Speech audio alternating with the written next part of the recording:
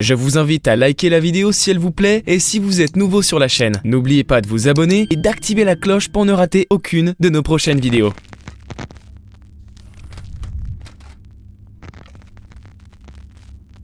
Parvenus au seuil de la mort, des millions de personnes racontent avoir momentanément quitté leur corps et visité d'autres mondes. Cela prouve-t-il l'existence d'une vie après la mort? Ou s'agit-il simplement de soubresauts d'un cerveau à l'agonie?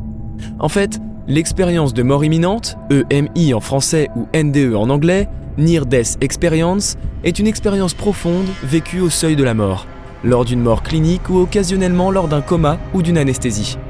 Des EMI ont été rapportés dans tous les pays du monde, et ce par des milliers de personnes, indépendamment de leur culture ou religion. En effet, quelles que soient les croyances des témoins, il semble que leur expérience soit semblable avec quelques variantes. Jusqu'à ce jour, aucune hypothèse satisfaisante n'est parvenue à expliquer ces témoignages, qui soulèvent des interrogations aussi bien scientifiques que spirituelles. Les EMI sont reconnaissables à certains faits particuliers qui se déroulent en plusieurs étapes. Généralement, au cours d'une EMI, le mourant a le sentiment très net de sortir de son corps et de le survoler. Puis, il pénètre dans un tunnel sombre au bout duquel se trouve une lumière blanche. Une fois dans la zone lumineuse, un sentiment d'amour et de paix immense l'envahit. Ensuite, les récits varient un peu. Certains voient leur vie défiler devant eux. D'autres rencontrent un être de lumière rayonnant d'amour ou bien une personne chère décédée. Par la suite, le voyageur revient de son périple radicalement transformé. En effet, on constate chez les personnes ayant vécu une EMI des changements majeurs, l'élimination de la peur de la mort, un changement des valeurs favorisant l'altruisme, l'écologie, l'amour et l'aspect matériel qui perd de son importance.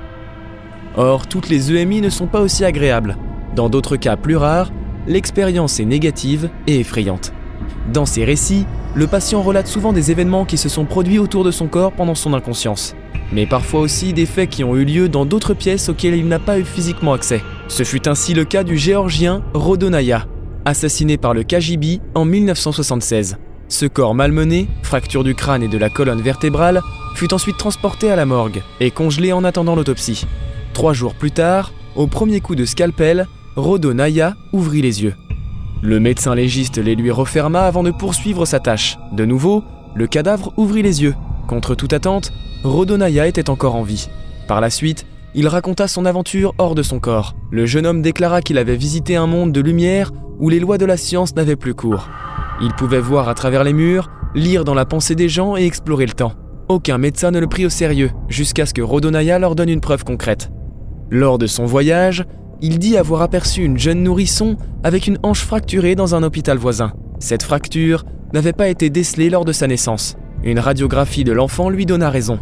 Encore aujourd'hui, la seule explication à ce mystère reste celle fournie par Rodo Naya lui-même. Pour plusieurs personnes, les EMI représentent une preuve de la survie de l'âme après la mort. Mais de nombreux scientifiques et médecins ont tenté d'apporter une explication plus rationnelle à ce phénomène. Selon eux, les EMI seraient provoqués par une diminution de la quantité d'oxygène contenue dans le sang, ainsi qu'à la sécrétion d'endorphines par le cerveau. Quand les fonctions pulmonaires ne marchent plus, le niveau de CO2 augmente dans le sang, dégradant les tissus et notamment les tissus cérébraux, dont ceux permettant la vision.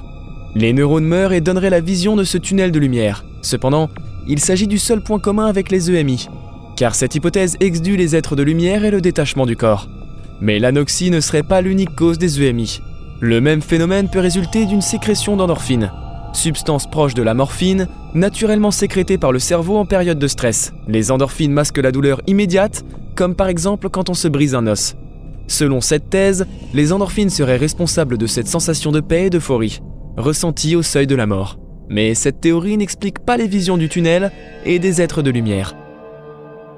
Si la vidéo vous a plu, n'hésitez pas à vous abonner et à la partager à vos amis. Quant à moi, je vous dis à très bientôt pour une nouvelle vidéo sur Wizen.